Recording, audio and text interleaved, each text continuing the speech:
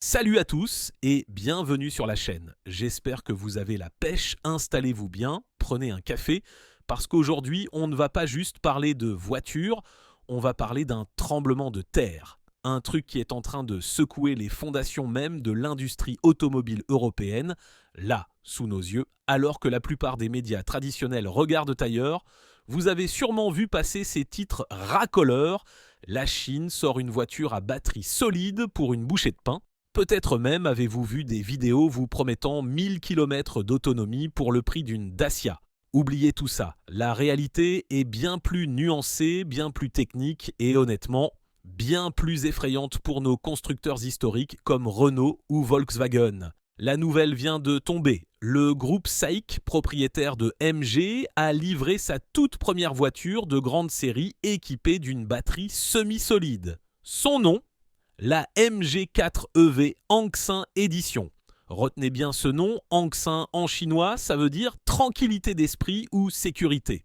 Et vous allez voir que ce nom n'a pas été choisi au hasard. Le prix, en Chine, elle est affichée à environ 102 800 yuan.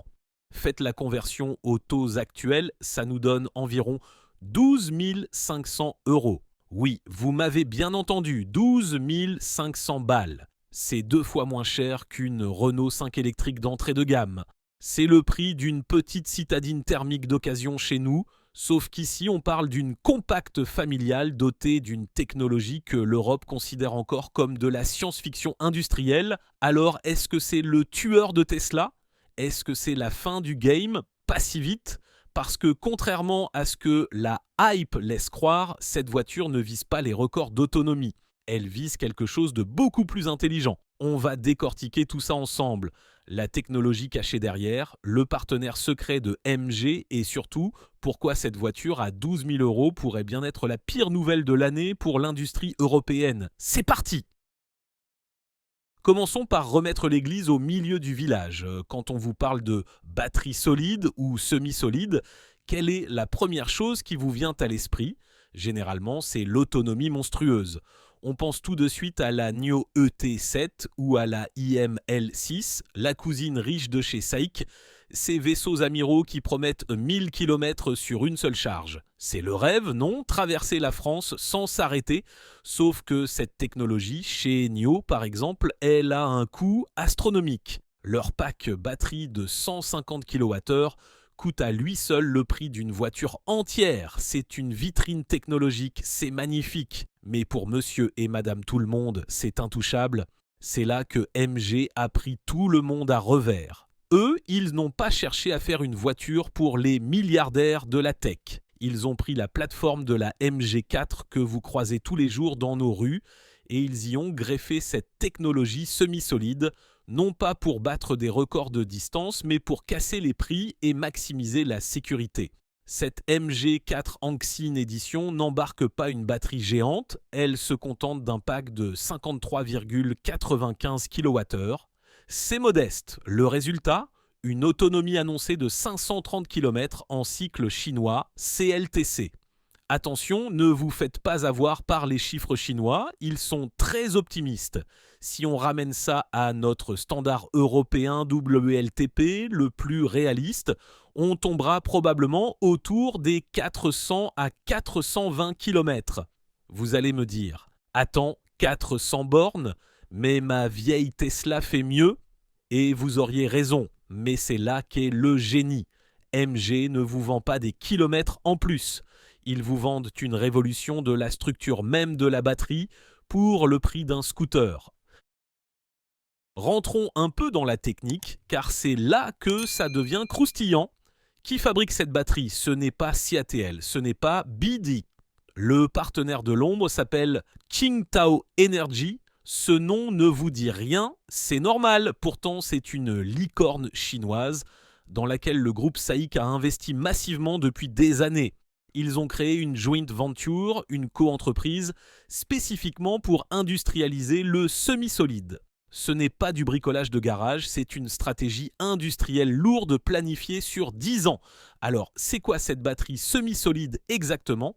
Dans une batterie lithium-ion classique, celle de votre téléphone ou de votre voiture actuelle, 10. L'électrolyte, le milieu dans lequel voyagent les ions, est liquide. C'est efficace, mais c'est inflammable et ça prend de la place. Le Graal, c'est le tout solide, zéro liquide, juste de la céramique ou du polymère dur. Mais c'est ultra dur à fabriquer, Qingdao et MG ont choisi la voie du milieu.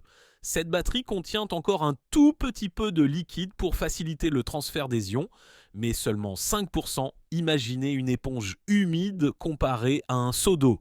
C'est ça la différence. On passe d'un bain liquide, 15 à 20% habituellement, à une structure quasi solide. La chimie utilisée ici est à base de manganèse, LMO, lithium, manganèse, oxyde.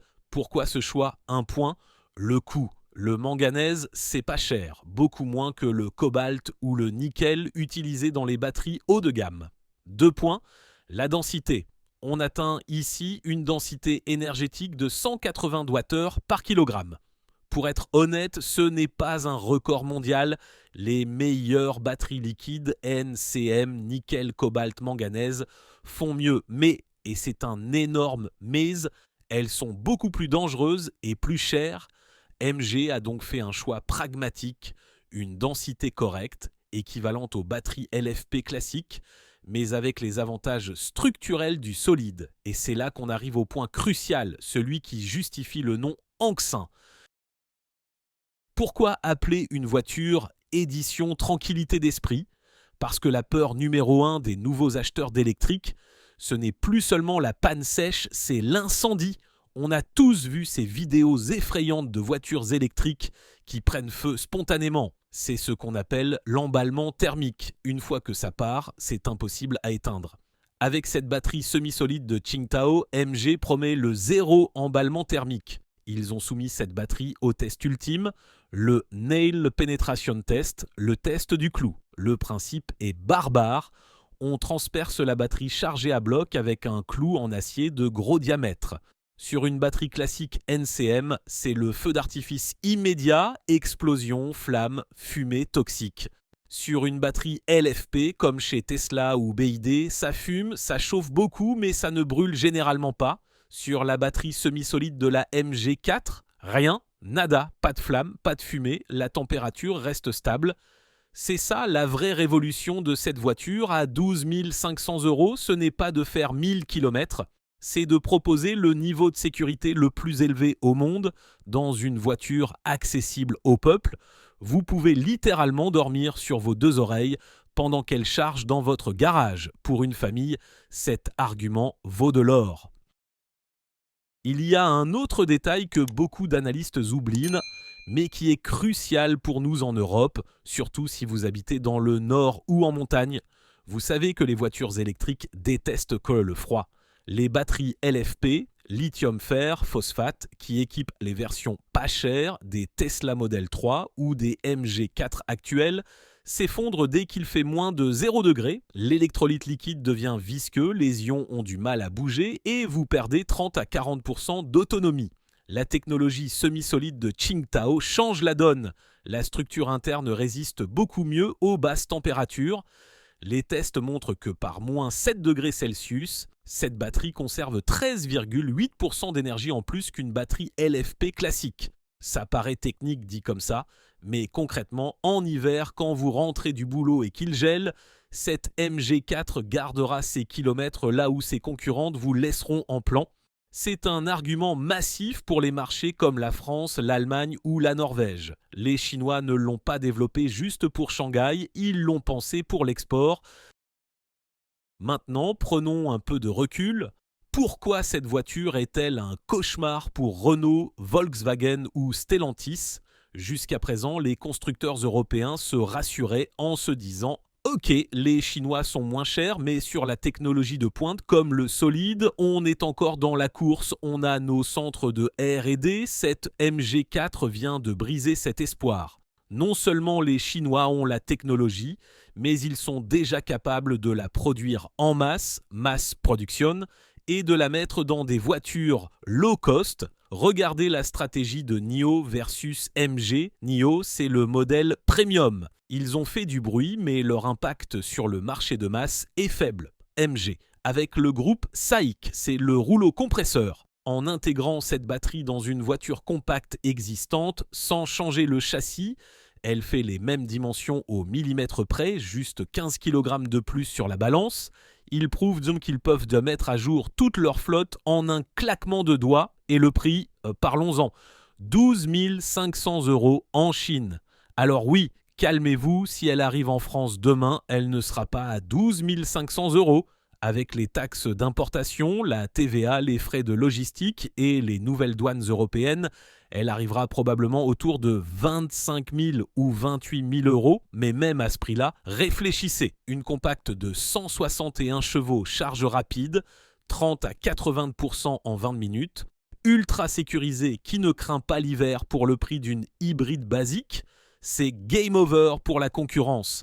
La Renault 5 e-Tech, aussi mignonne soit-elle, va devoir ramer pour justifier ses tarifs face à une telle fiche technique. Pour conclure, il ne faut pas voir cette MG4 Anxin Edition comme une simple nouvelle finition. C'est un jalon historique. C'est la preuve que la batterie semi-solide n'est plus un concept de laboratoire. Elle est sortie de la zone science-fiction pour entrer dans la zone supermarché. Pendant que l'Europe érige des barrières douanières pour se protéger, la Chine continue d'accélérer technologiquement. Ils ne se battent plus sur le terrain du moins cher mais moins bien. Ils sont passés au moins cher et technologiquement supérieur. La question que je vous pose maintenant est la suivante. Si cette voiture arrive en Europe l'année prochaine à, disons, 25 000 €, est-ce que l'argument de la sécurité absolue, zéro risque d'incendie, serait suffisant pour vous faire passer à l'acte même si c'est une marque chinoise, ou est-ce que l'autonomie de 400 km vous semble encore trop juste pour 2025 ? Le débat est ouvert dans les commentaires, je lis tout le monde. N'oubliez pas que cette technologie n'est qu'une V1. Qingdao prépare déjà la suite pour 2027 avec du tout solide. Ça va aller très très vite. Si vous avez aimé ce décryptage en profondeur, laissez un gros pouce bleu. Ça aide énormément la chaîne face aux algorithmes. Abonnez-vous pour ne pas rater la suite de cette guerre technologique. Prenez soin de vous et à la prochaine. Ciao!